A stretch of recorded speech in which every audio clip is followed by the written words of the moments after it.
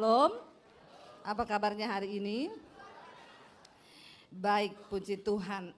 Kita menyanyikan lagu tentang kebaikan Tuhan. Tapi banyak orang hanya bisa berkata Tuhan baik kalau keadaannya baik. Ya, dan kita seringkali menganggap bahwa kebaikan Tuhan itu bicara tentang berkat, kebaikan Tuhan itu hanya bicara tentang keadaan yang baik. Karena seringkali kita tidak mengerti bagaimana mengartikan kebaikan Tuhan itu dalam hidup kita. Nah, hari ini saya akan sampaikan firman Tuhan dengan tema ujian iman. Ya, hari-hari ini kita harus mau terus diuji, kita terus mau dipulihkan Tuhan, karena saya percaya salah satu bentuk kebaikan Tuhan itu adalah ketika Dia mengizinkan kita ini diuji. Bapak Ibu, kalau saudara baca di dalam KBBI, apa itu KBBI? Ya, KBBI itu apa? Bukan Kesatuan Bangsa-Bangsa Indonesia, bukan. Ya, KBBI itu Kamus Besar Bahasa Indonesia. Ujian itu ketika saya cari apa itu ujian, di sana ditulis bahwa ujian itu adalah satu percobaan atau proses untuk mengetahui mutu atau kualitas sesuatu. Jadi ujian itu adalah percobaan atau proses untuk mengetahui mutu atau kualitas.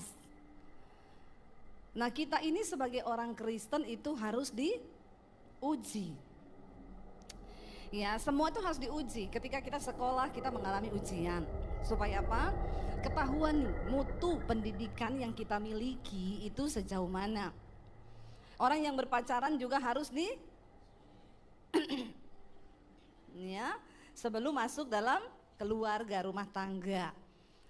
Jadi semua itu harus diuji. Waktu kau pacaran, uji ya, supaya kau tahu bagaimana nanti ketika memasuki rumah tangga itu perlu diuji. Ya. Di dalam segala hal itu namanya perlu ujian supaya kita mengetahui kualitas dari sesuatu itu. Saudara, apalagi dengan yang namanya iman, keselamatan. Tuhan tuh enggak main-main loh dengan iman kita ini. Ujian itu diperlukan dalam hidup kita. Iman kita perlu diuji supaya terlihat mutu atau kualitas. Karena untuk menerima janji Tuhan, untuk menerima segala sesuatu itu ya memang tidak semua orang Kristen bisa mendapatkan janji Tuhan. Hanya mereka yang sudah melewati ujian, yang sudah lulus ujian. Karena banyak orang diuji tapi tidak lulus. Ya, makanya engkau harus fokus sama Tuhan supaya kau tidak salah pilih jalan.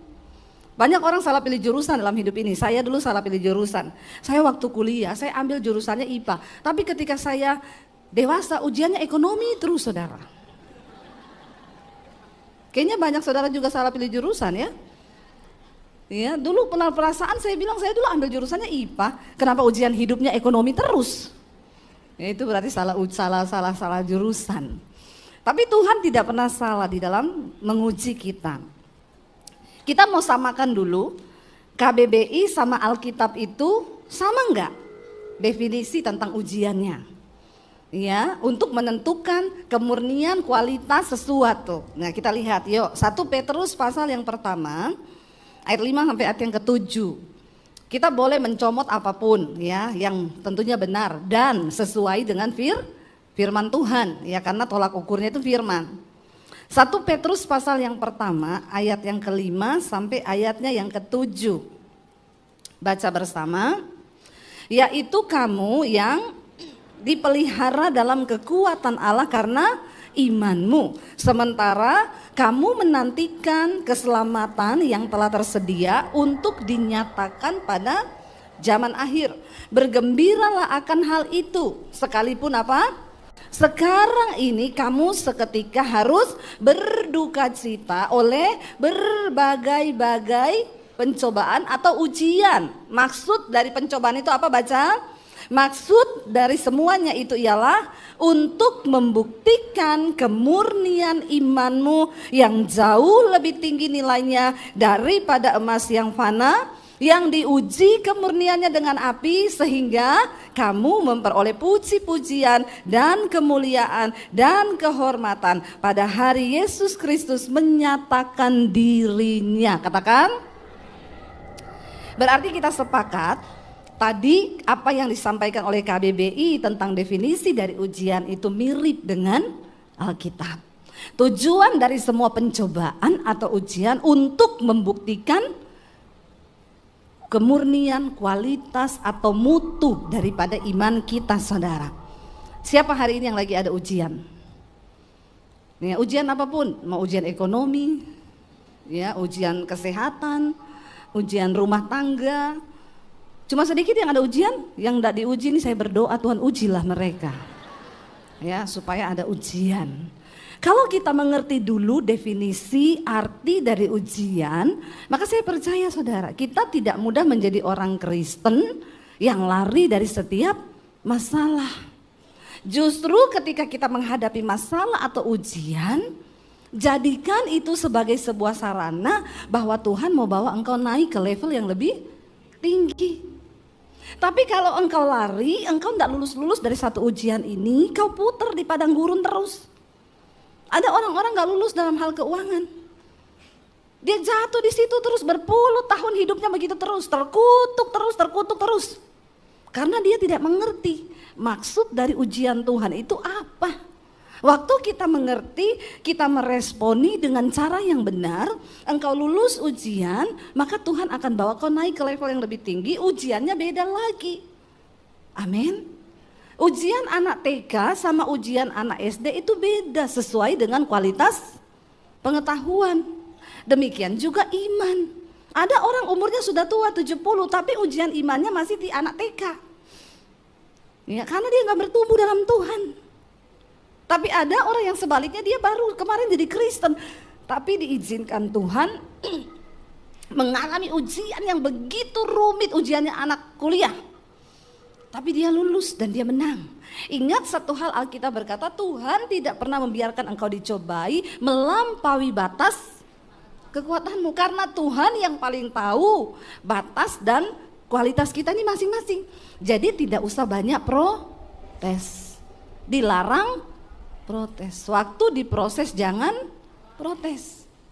Mari kita lihat bagaimana supaya kita bisa menang di dalam setiap ujian hidup iman kita. Ayo saudara, ini udah tahun 2025. Jangan lagi kau berputar-putar terus di padang gurun seperti tahun 2024. Tuhan sudah mau datang. Saudara mau kan menikmati janji Tuhan kan? Saya mau tanya, janji Tuhan itu berubah enggak? Enggak. Perkataan Tuhan itu berubah enggak? Enggak. Dia Tuhan yang tidak pernah ingkar janji. Kalau dia berkata dia menyertai hidupmu, dia mencukupi kebutuhanmu, itu ya dan amin. Dan itu bisa dia kerjakan, dia lakukan. Cuma seringkali kenapa kita tidak mengalami? Karena kau belum lulus ujian. Ya, dulu kita kalau ujian di SMA atau SMP ada ujian Eptanas ditulis di papan besar kan? Harap tenang ada. Jadi kalau lagi ada ujian harap enggak usah banyak ngomong, jangan berisik, enggak usah ribut. Ya, harap tenang ada ujian. Itu Alkitabiah karena firman Tuhan berkata di dalam tinggal tenang terletak kekuatan. Waktu hadapi ujian jangan buru-buru cari jalan keluar. Itu kita waktu ada masalah langsung pengen ini siapa yang bisa tolong, nggak pernah lulus kau. Waktu ada ujian nomor 1 tenang. Kalau ada orang mau gitu, harap tenang. Ada, bilang kanan kirimu, harap tenang. Lagi ada ujian, supaya kita lulus, jangan berisik. Kita mau belajar dari satu tokoh di Alkitab.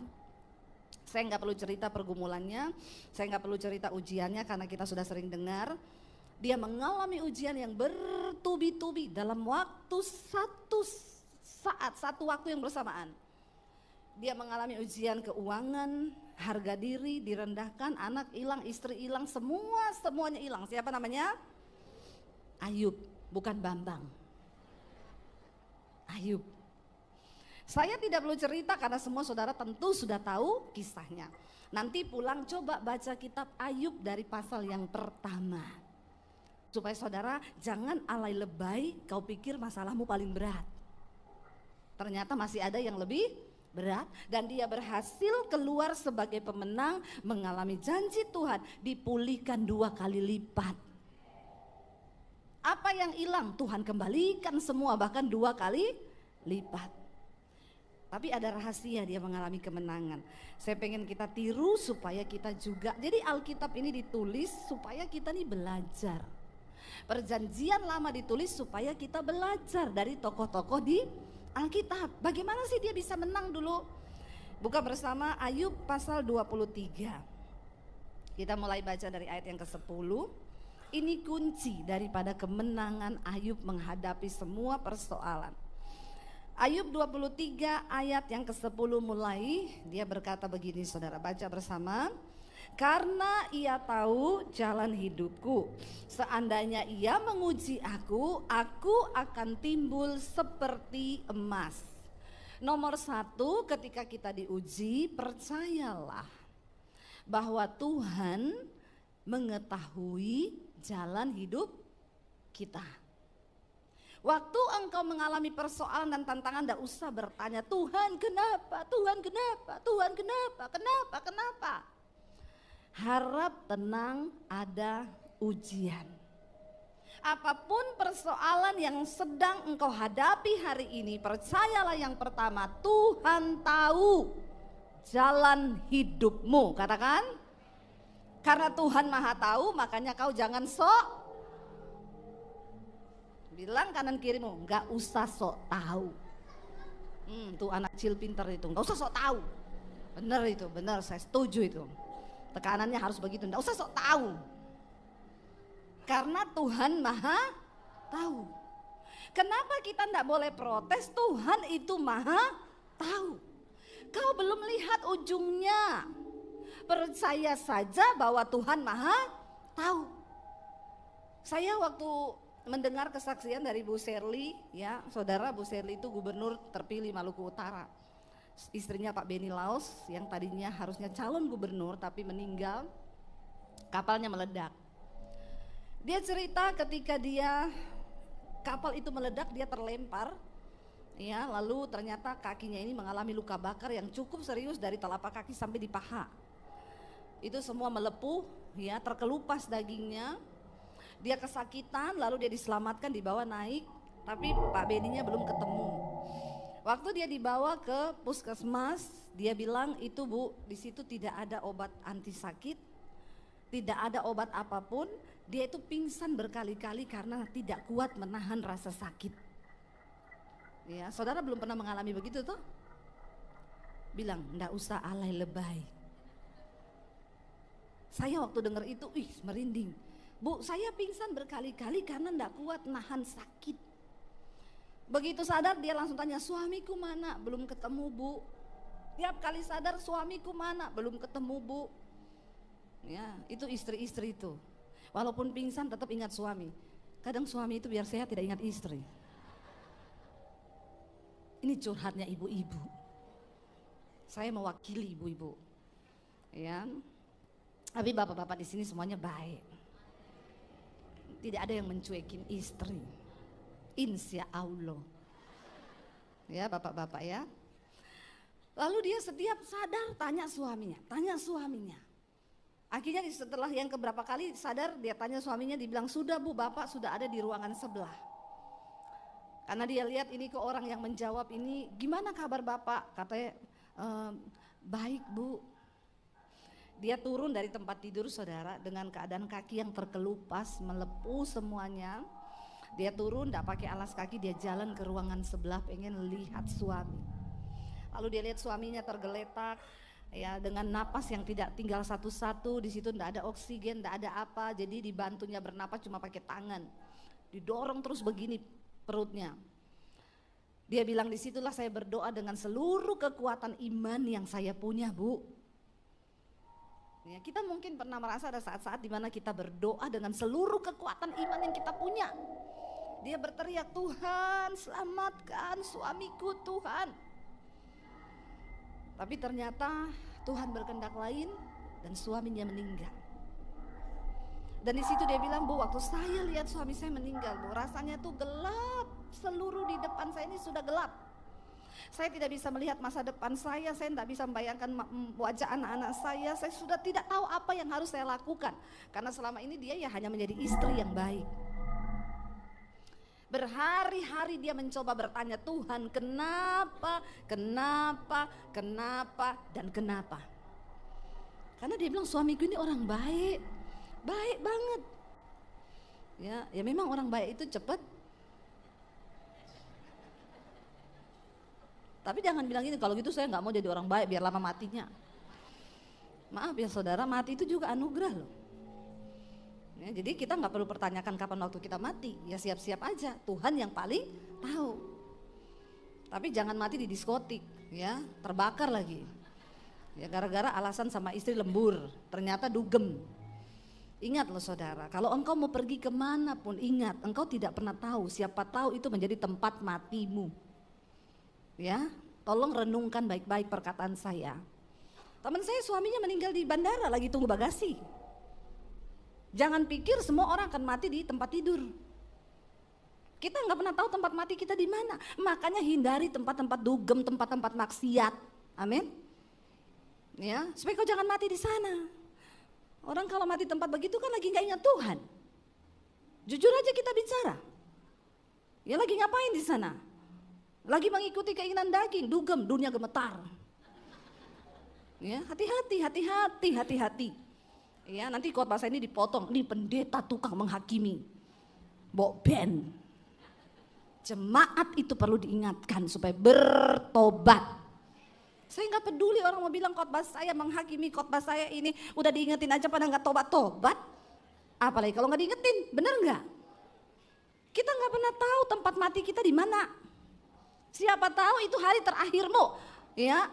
Makanya banyak-banyaklah di tempat ibadah, amin. Lagi mati di gereja kan enak toh. Lagi hatinya tertuju sama Tuhan, lagi berdoa mati, itu auto langsung jalan tol ke surga. Amin. Mati di mana? Di tempat pijet. Hati bapak-bapak, ya hindari. Sudahlah, udah mau kiamat. Saya juga bingung hari-hari ini orang Kristen udah dengar berita mau kiamat, sudah banyak berita-berita yang menakutkan, tetap aja yang dugem tetap dugem, yang maksiat tetap maksiat.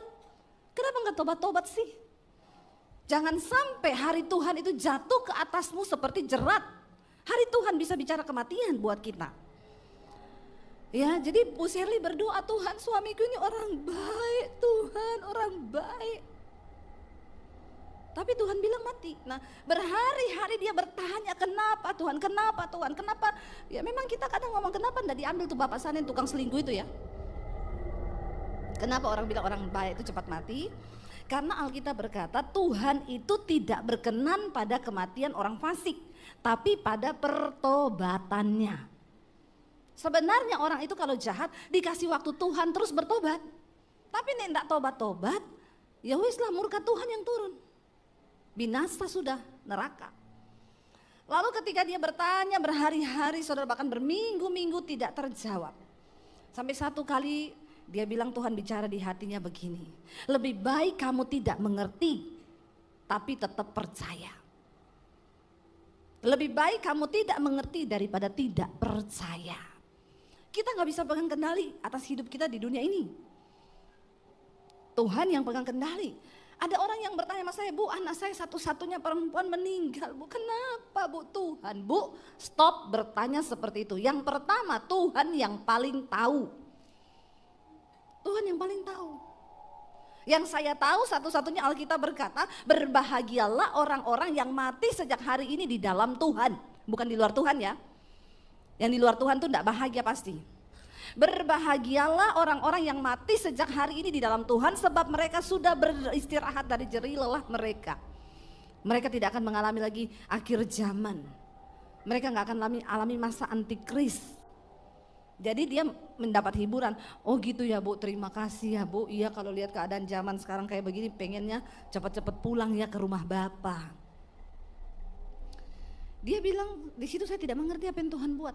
Makanya enggak usah bertanya ketika engkau mengalami sesuatu. Ayub bilang dia tahu jalan hidupku. Seandainya dia menguji aku maka aku akan timbul seperti emas. Tuhan tahu.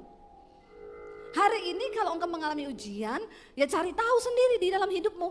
Apa yang Tuhan mau dari hidupku inilah. Apakah aku disuruh bertobat? Kalau aku ada salah, ya berarti aku harus bertobat. Kalau kau terus menerus ada dalam masalah keuangan, ya bertobatlah dalam caramu mengelola uang. Amin. Jangan boros. Mulai hemat. Atur keuanganmu. Jangan pinjem-pinjem. Jangan utang-utang. Jangan gali lubang tutup lubang. Itu lagu dangdut. Ya, ayo belajar sebab dalam setiap ujian ingat ujian itu adalah pencobaan yang bertujuan untuk membuktikan mutu atau kualitas. Lalu yang kedua, Ayub itu bilang begini saudara, ayo jadi ketika kita menghadapi masalah punyalah satu tekad di hati, Tuhan aku tahu engkau maha tahu. Dan satu hal yang aku mau komitmen dengan diriku, kalau Tuhan sedang uji aku mau keluar sebagai pemenang seperti emas yang dimurnikan. Itu bagianku Tuhan, beri aku kekuatan, itu saja. Ya, itu saja, enggak usah banyak tanya, enggak usah banyak protes. Karena kita ini siapa mau protes Tuhan. Yang kedua, untuk kita bisa menang menghadapi ujian, Ayub tuh bilang begini, ayat yang berikutnya, ayat 11. Baca bersama. Kakiku tetap mengikuti jejaknya, aku menuruti jalannya dan tidak menyimpang.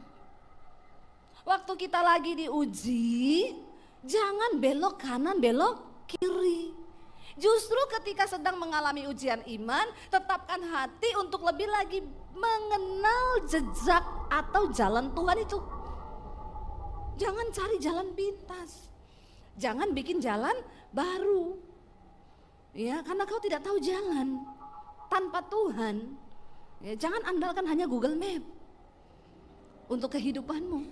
Karena Google Map juga bisa hilang sinyal. Ayo andalkan Tuhan saudara. Ketika Abraham dipanggil Tuhan, tinggalkan negeri, keluargamu, sanak istrimu, tinggalkan orang tuamu, mertuamu, tinggalkan semuanya dan berjalanlah ke satu negeri yang akan aku tunjukkan kepadamu. Pada zaman itu belum ada peta. Pada zaman itu belum ada Google Map. Jadi Abraham itu berjalan pakai apa? Pakai iman. Kalau ada Google Map kan enak kan? 500 meter belok kanan. 300 meter belok kiri. Di depan ada jalan bercabang, tetap di kiri di jalan bercabang. Saya dulu waktu baru belajar pakai Google Map, saya nyetir. Waktu itu suami pelayanan sendiri, saya pelayanan sendiri. Saya pakai Google Map. Saya nggak lihat Google Map, saya taruh aja di samping kursi saya cuma dengar suaranya, saya kencengin. Belok kiri, saya belok kiri. Belok kanan, saya belok kanan. Saya tembus di belakang dapurnya orang. Ada cucian, ada panci, ada belanga. Ini di mana? Mobil saya masuk di situ, di sebelah got. Saya tanya, Mbak, ini jalan tembus, Ibu kenapa masuk ke sini? Ibu, enggak ada mobil masuk sini. Saya tanya, saya telepon suami saya, ini kok Google Map bagaimana ya? Kenapa dia bawa saya ke sini? Suami saya bilang, coba kamu lihat setelanmu tuh di situ apa? Saya lihat, setelannya buat orang naik motor. Itu loh, sebenarnya Google Map-nya bener, yang salah itu saya, karena saya belum tahu cara makainya. Ya buat naik motor bisa tembus. Jadi saya tanya, Bu saya putar balik bisa nggak? Nggak bisa Bu, ya Ibu terus aja. Ya ada tapi dengan pergumulan Bu. Jadi saya terus pelan-pelan lewati kandang ayam orang, lewati kebun dan semua orang menatap saya dengan aneh gini, ih kenapa ini mobil lihat sini. Ya saya sih tetap tembus. Yang pertama waktunya jadi panjang, tidak seperti kalau saya lewat jalan mobil. Yang kedua, dimaki-maki orang, saya lewat dapur-dapurnya orang saudara. Hidupmu itu begitu, kalau kau salah jalan, perjalananmu jadi lebih lama. Harusnya prosesnya sebentar, jadi lama. Dan bukan cuma itu, diunek-unek ke wong. Kok lewat sini loh, kok ngene toh, ini ganggu aku loh, ini hidupnya ini piye toh. Orang itu kalau salah jalan, hidupnya bikin masalah, bikin repot orang lain, bikin repot orang tua, bikin repot mertua, bikin repot suami, bikin repot istri, bikin repot anak. Itu orang kalau nggak tahu jalan. Ketika Abraham disuruh Tuhan pergi ke satu negeri yang dia belum tahu, Dia cuma bertanya sama Tuhan, kemana? Setiap kali dia sampai di satu kota atau desa, Alkitab berkata, Abraham membangun mezbah. Dia duduk di situ, dia sembah Tuhan, dia cari Tuhan. Lalu Tuhan yang berkata, kamu melangkah lagi ke situ, nanti belok kanan, nanti belok kiri. Maka sampailah dia di tempat yang Tuhan tunjukkan. Hidup kita ini adalah sebuah perjalanan. Makanya kalau ada masalah, jalani aja, jangan lari. Sebab hidup adalah perjalanan, bukan pelarian. Amin. Kalau kau lari capek. Ada orang lari terus, kawin aja lari dia. Bagaimana kawin lari? Capek dong. Orang konseling, iya bu, soalnya dulu saya ini kawin lari. Bisa ya kawin lari-lari ya? Nggak disetujui orang tua, jadi saya kawin lari. Jangan bikin jalan baru dalam hidup ini. Anak-anak muda, kalau kau pacaran dengan seseorang, lalu kau takut mengenalkan orang itu ke orang tuamu, berarti something itu, buang jauh-jauh. Amin. Karena kau sudah tahu yang benar kok seperti apa. Tapi kadang kau suka bikin-bikin jalan lain. Jangan bikin jalan lain saudara, hidupmu susah. Bahkan kau akan menyusahkan orang lain. Abraham membangun mezbah, setiap kali datang di satu tempat bangun mezbah, tanya Tuhan. Tuhan kasih tahu melangkah lagi. Melangkah dan melangkah. Iya, ikuti jejaknya. Ayub bilang, kakiku mengikuti jejaknya, aku menuruti jalannya dan tidak menyimpang. Waktu kita sedang dalam ujian, ayo kenali jalan Tuhan, jangan menyimpang dari firman Tuhan. Semakin engkau diuji, semakin berat masalahmu, semakin cari Tuhan.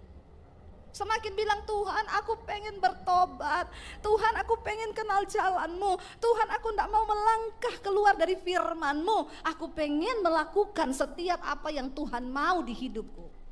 Supaya kau tidak berputar-putar. Waktu kita taat dan setia, maka Tuhan turut bekerja untuk mendatangkan kebaikan. Kenali cara Tuhan.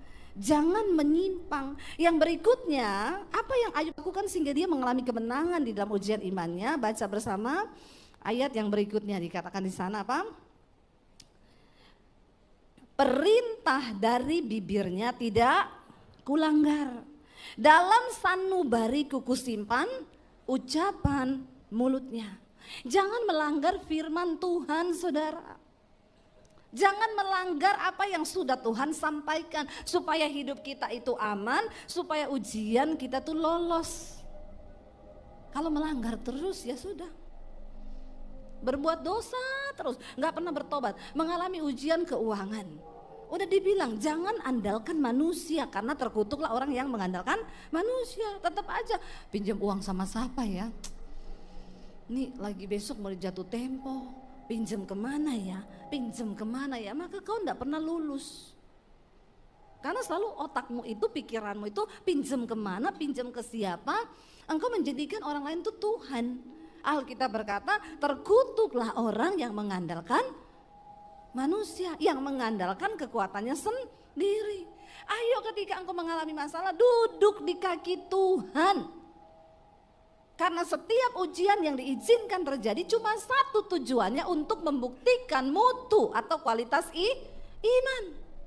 Kalau kita terus mengandalkan manusia, ya itu akhirnya kita ini jadi orang yang tukang pinjem-pinjem terus. Minta-minta terus, pinjem uang terus, belum diganti yang kemarin udah pinjem lagi. Ada orang model begini, orang Kristen. Nggak usah angkat tangan. Saya baptis ulang kok nanti. Saya rendam 20 menit.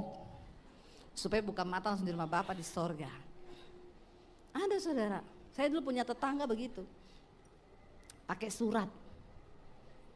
Bu, mau antar surat. Dari siapa? Dari saya. Kenapa pakai surat-suratan ya?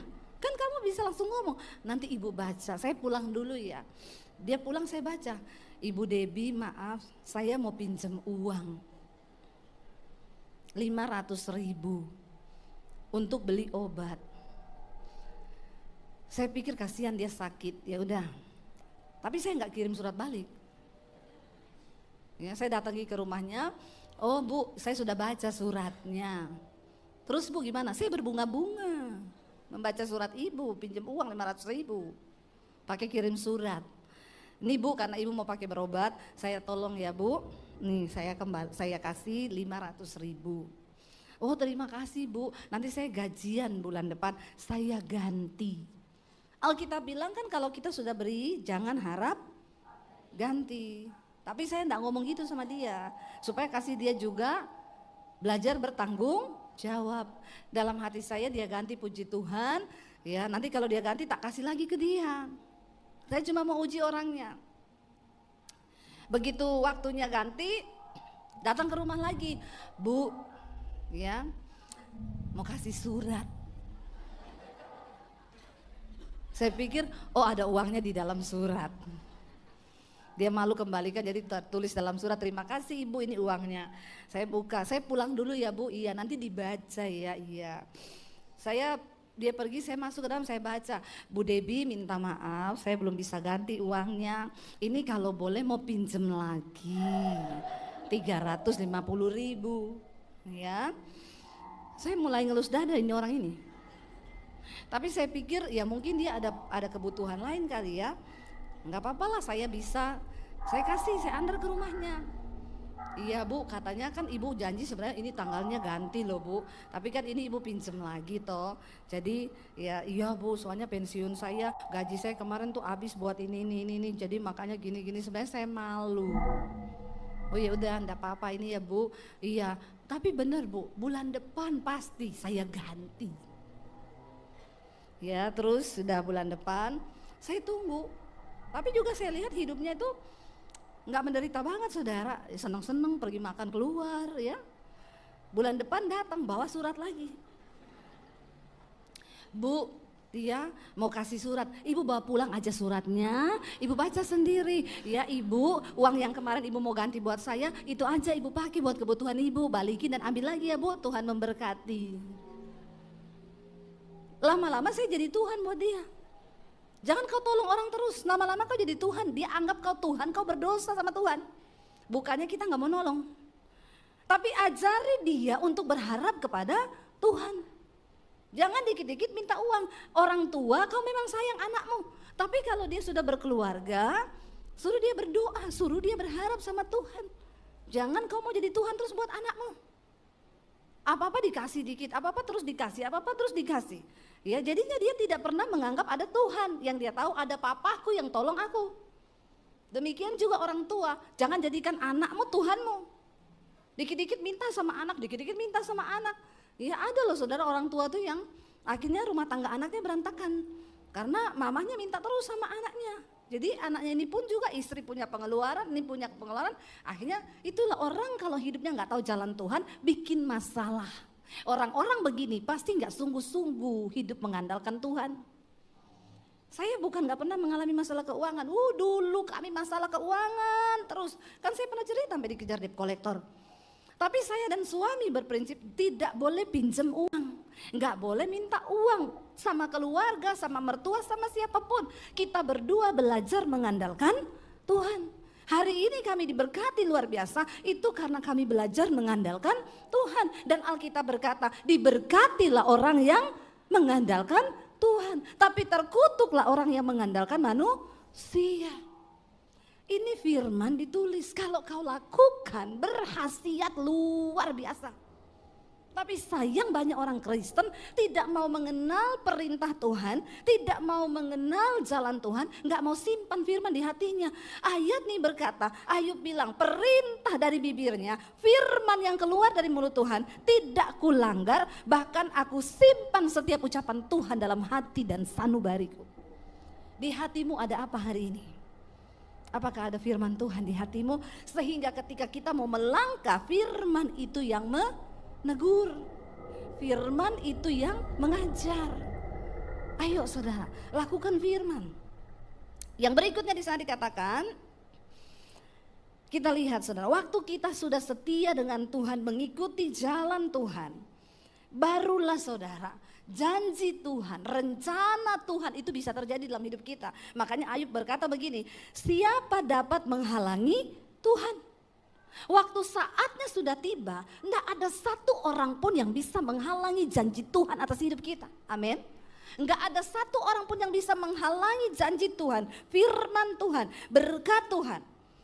Siapakah dia bilang di sana dapat menghalangi Tuhan apa yang dikehendakinya dilaksanakannya juga. Waktu kita sudah menjadi orang yang tahan uji, kita lulus dalam setiap ujian kita, tidak ada satu orang pun yang bisa menahan segala janji dan kehendak Tuhan atas hidup kita. Amin. Karena Tuhan berkuasa. Ingat saudara, Tuhan punya rencana yang besar atas hidupmu dan hidupku. Apa yang bisa menggagalkannya? Karena kau tidak lulus ujian. Orang bisa terima penghargaan, bisa terima piagam kalau sudah lulus, dapat ijazah. Bagaimana kita dapat janji dan kehendak Tuhan kalau kita tidak pernah lulus? Nah, dikatakan Tuhan itu melakukan apa yang dia janjikan, dikehendakinya dilaksanakan juga. Karena apa? Baca bersama dengan suara keras. Karena ia akan menyelesaikan apa yang ditetapkan atasku, dan banyak lagi hal yang serupa itu dimaksudkannya. Ingat, Tuhan mau melakukan semua kehendaknya, rencananya atas hidup saudara dan saya. Tapi satu hal yang dia minta, ayo lulus dalam setiap ujian iman kita. Katakan amin. Saya undang para imam musik, waktunya habis. Kayaknya belum seru khotbah saya, tapi sudah tinggal 5 menit lagi. Saudara, ayo kita lulus ujian. Saya ingat, saya bersaksi saudara, waktu saya ada di Jakarta, kami dipanggil dari Solo masuk ke Jakarta. Saya ingat kisah ini karena tadi kita ngobrol di yang cerita tentang kesaksian. Kami dibawa Tuhan ke satu gereja yang lumayan, ya, di situ ada pengusaha kayanya. Saya dan suami jadi pengerja di sana. Kami kerjain semuanya. Setiap bulan kami dapat persembahan dari gereja dan dari pengusaha yang ada di gereja itu. Jadi untuk keuangan kami sudah tidak bermasalah. Bahkan anak-anak saya pindah dari Solo ke Jakarta juga pengusaha itu yang suruh bawa semua ke sini. Bawa anak-anak, bawa. Dia bayari kami rumah kontrakan. Setiap bulan kami dapat persembahan di luar uang dari gereja. Tiba-tiba ya pengusaha itu sangat menghormati saya dan suami. Dia suka dengan khotbah-khotbah saya. Tiba-tiba saya dipanggil oleh Pak Gembala dan dia bilang gini, Bu, mulai bulan depan ibu ndak usah khotbah lagi. Haleluya. Itu ujian. Harap tenang. Lalu saya bilang gini, kenapa ya Pak saya nggak boleh khotbah? Ya itu sudah keputusan saya, ibu nggak perlu tahu alasannya apa. Jadi bulan depan ibu nggak boleh khotbah. Tuh saya bilang berarti saya boleh khotbah di luar. Oh ndak boleh, ibu tuh di sini full timer. Jadi saya di sini ngapain? Ya ibu duduk di kantor ngetik-ngetik. Nggak usah lihat singers yang lewat, lihat saya aja bapak-bapak ya. Yuk semua matanya. Biasa aja keles, jangan gagal fokus. Lalu ya saya dibilang nggak boleh ibu di sini ketik-ketik di kantor karena ibu full timer, nggak boleh khotbah di luar. Saya tuh masuk di ruang doa. Tuhan, secara manusia, kalau kami bertahan di sini keuangan kami aman. Anak-anak sekolah dibayari, semuanya dicukupkan. Kami dikasih mobil, rumah kontrakan dibayari, kebutuhan hidup dibayari, aman. Tapi waktu saya berdoa Tuhan bilang, aku panggil engkau bukan untuk aman. Karena tugasmu menyampaikan kebenaran. Kalau kamu sudah tidak menyampaikan kebenaran, berarti kau harus keluar dari sini. Ini bukan tempatmu. Lah Tuhan, gimana dengan kehidupan kami? Kau ikut aku, bukan ikut manusia, bukan ikut orang kaya. Saya dan suami bergumul saudara. Karena kalau kami tinggalkan tempat itu, saya harus balikin mobil yang dipinjemin. Kami kehilangan semuanya, bahkan mulai bukan dari nol, dari min. Sementara bulan depan kontrakan saya habis. Saya nggak punya uang 1 sen pun. Tapi saya mau mengikuti yang Tuhan mau. Ujian iman. Untuk Tuhan bisa tahu mutu imanmu itu ikut Tuhan atau ikut manusia. Bahkan di tengah keadaan yang sudah aman secara keuangan, di situ Tuhan uji. Karena Yesus dan Mamon itu beriringan dalam hidup kita. Satu-satunya saingannya Tuhan di dunia ini cuma uang. Makanya Yesus bilang, kau tidak bisa mengabdi pada 2 Tuhan, pada Allah dan pada Mamon. Saya bilang sama suami, gimana? Saya dapat suara Tuhan begini, suami saya bilang, kalau Tuhan yang ngomong, lakukan, jangan menyimpang. Kami keluar dari situ dan memulai dari nol. Kami waktu itu difitnah, mereka keluar karena dibayar gaji lebih tinggi di gereja besar. Padahal besok untuk bayar kontrakan kami gak punya duit. Kami cuma nangis di kaki Tuhan. Tapi hari ini saya mau bilang sama saudara, saya masih hidup kan? Saya tidak mati, nggak punya uang, sebab aku mengikuti Tuhan yang bertanggung jawab, Allah yang baik, Tuhan yang sangat baik. Katakan pujian tadi, ya Engkau baik Tuhan.